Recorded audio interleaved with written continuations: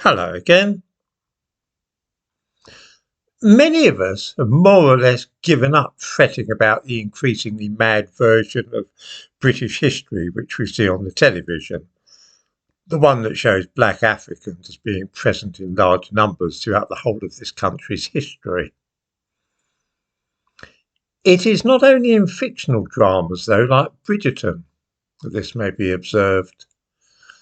A number of non-fiction books are also being produced now which put forward some very odd and utterly implausible ideas about our past. These are often aimed specifically at black families so that they can reclaim their history, share it with their children, and then see their rightful place in our past. White people then use the untruthful ideas from these books and publicise them in schools during Black History Month. The result is that children growing up in this country are now being taught fake history. It's as simple as that. What happens is that white teachers looking around for wall displays of Black History Month and trying to theme Black history into their history lessons order books from Amazon, things which are completely loopy, and they will then use these as a basis of a lesson for the children. We saw the attempts to pretend that Cleopatra was black and the way in which this irritated and enraged the Egyptians recently. But Netflix are also still pushing the idea that the British royal family is of mixed race. There's a new series from the makers of Bridgerton which purports to tell the story of Queen Charlotte, who, as viewers may be aware, was black in the original series. Now, although this Bridgerton is obviously accepted as fictional, it is based upon what is supposedly a genuine idea about Queen Charlotte. The new story in this series tells of her arrival from Germany and sketches in her background and history. There has for a while been an utterly loopy theory that Charlotte really was mixed race. It was an idea dreamed up by a mad woman who discovered that one of her ancestors in Iberia, 500 years before Charlotte's birth, might have been from North Africa.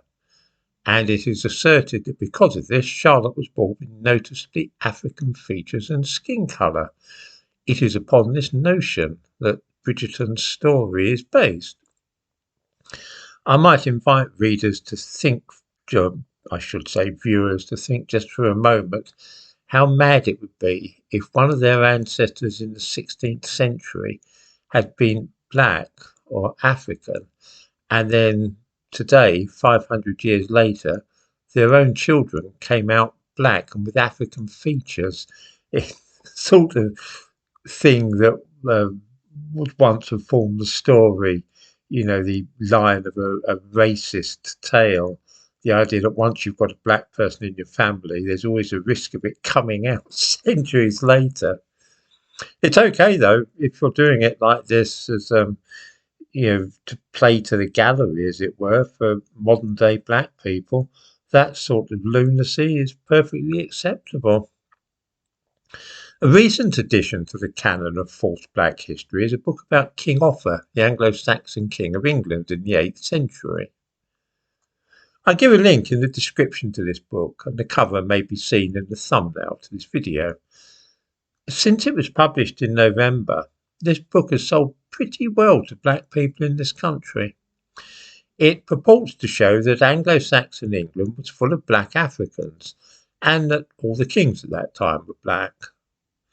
This is essentially a conspiracy theory, for the author says that this history has all been deliberately hidden by white people because they don't want everybody to know that it was Africans who first colonised England and that all the world's civilizations originated in Africa. James I was also black, according to this book. Because nobody likes to laugh at and ridicule black people these days for fear of being accused of racism, there is seldom any robust rebuttal of this nonsense. It is embarrassing, but there is no appetite for explaining just how silly all these claims are. Because of that, these stories go unchecked, and an awful lot of young people honestly believe now that Queen Charlotte in the 18th century was black, and that Prince Charles is therefore of mixed race. More respectable academics see here an opportunity to make a few bob, so we have books such as Miranda Kaufman's Black Tudors, which of course introduced us to the famous black trumpeter John Blank, who lived in London for a few years at the beginning of the 16th century. In the United States, this same process is taking place, with African American contributions to the country being constantly brandished. Often these consist of claims that it was black people who invented the electric light bulb or first set up blood banks, that kind of thing. The aim, just as in Britain, is to make black people feel cheated and to create a sense of grievance that their history has been hidden and suppressed by white people. The proliferation of black people in fictional dramas is merely a reflection of this same thing. It seems a simple enough way to kowtow to people of African heritage and pretend that we believe their untruthful stories about their past. It is, think those making such programs, simple and cheap enough to stick in some black people if they're making a program about Anglo-Saxon England. Even if it is nonsense, it at least shows that their hearts are in the right place. This all, in turn, reinforces the false narrative, of course.